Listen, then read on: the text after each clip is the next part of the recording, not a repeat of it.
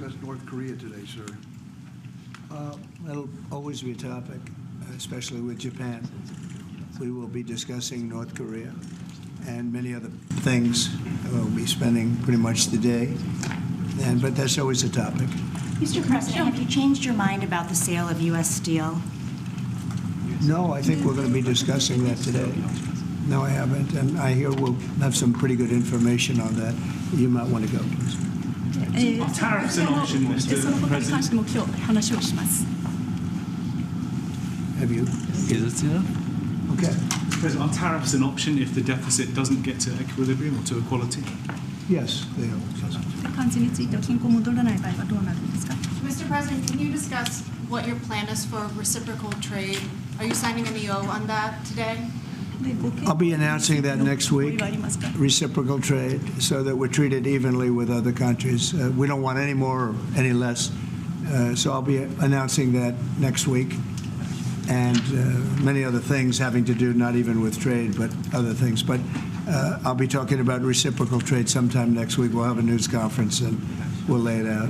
Pretty simple. Every single country?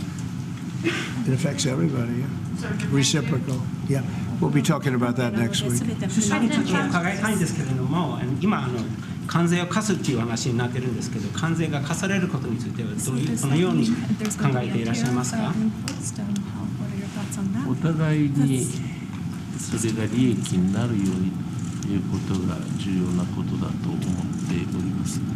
合衆国の発展、そして日本国の発展、そのために有益な制度となることを期待をしておりまして、具体的なことについてはまだこれからということになります。I understand that the key point in this regard is to make that for mutually beneficial. That means that would benefit the development of the United States as well as the development of Japan. And I do hope that whatever measures and actions should meet this criteria, meaning that serving the interest of both countries. But as to specifics, I understand that we are going to have further discussion. Correct. Mr. President, are there any specific concessions that you will be asking for from Japan that you can share? But we'll be having, I think it'll be very easy for Japan. We have a fantastic relationship. I don't think we'll have any problem whatsoever. They want fairness also.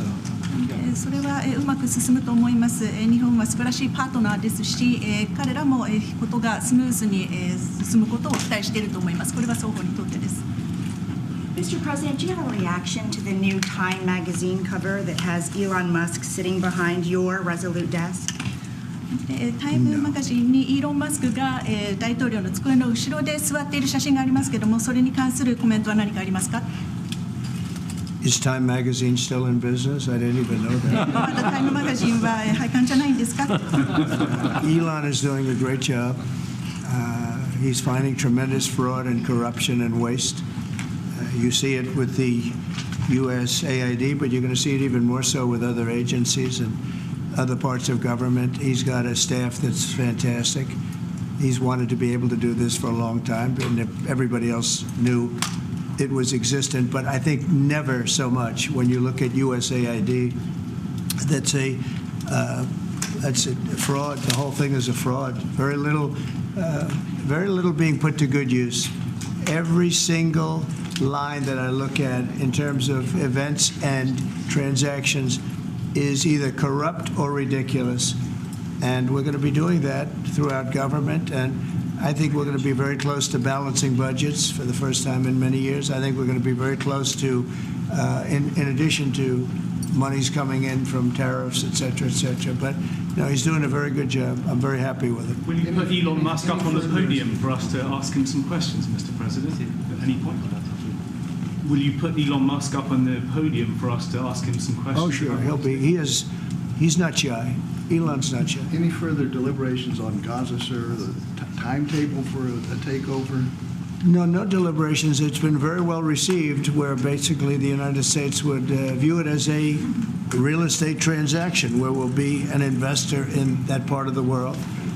And no rush to do anything. We wouldn't need anybody there. It would be supplied and given to us by Israel. They'll watch it, terms of security. We're not talking about boots on the ground or anything, but I think the fact that we're there, that we have an investment there, I think would go a long way to creating peace. We don't want to see everybody move back and then move out in 10 years. This has been going on for 50 years, much more than that.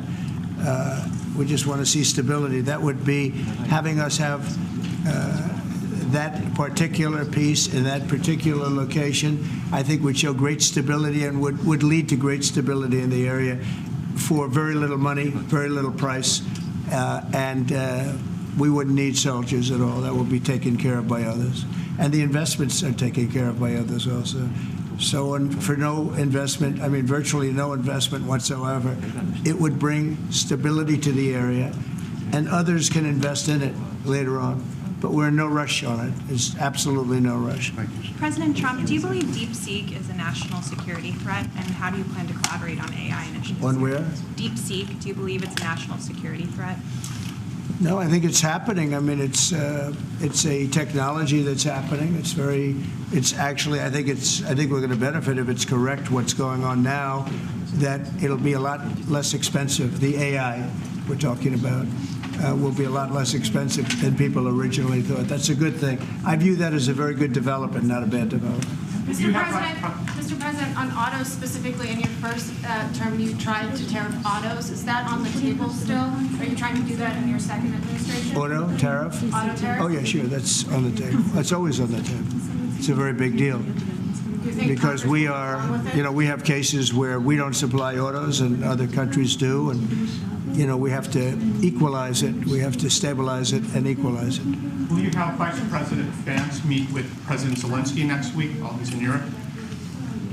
I will probably be meeting with President Zelensky next week, and I will probably be talking to President Putin. I'd like to see that war end for one primary reason. They're killing so many people. You're losing millions of people on a battlefield. In this case, mostly the battlefield. You have 800,000 or 900,000 Russian soldiers are dead and very badly wounded, and the same thing with Ukraine. You have probably 700,000 with Ukraine. The numbers they gave are a little bit lower than that, but I believe those numbers aren't correct. I'd like to see it end just on a human basis. It's terrible what's going on. They have open fields with no protection. The only thing a bullet can hit is a human body, and the human body dies as soon as it gets hit. Now, I'd like to see that end. It's a ridiculous war. It would have never started if I were president. That war would have never started. Putin would not have started that war if I were president. And by the way, you wouldn't have had October 7th if I was president either. That mess would not have started. But no, I would very much like to help out. One of the things we're looking at with President Zelensky is having the security of their assets. They have assets underground, rare earth and other things, but primarily rare earth. And we want to have security. Really, we want security because, as you know, Europe is putting up much less money than us. NATO, Europe, call it whatever you want.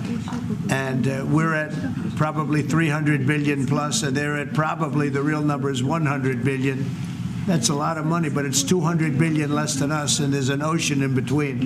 And they need it more than us. So we're asking them to equalize and get even. But we're also asking President Zelensky for the security of, we're putting all this money up, and we're saying, where does it stop?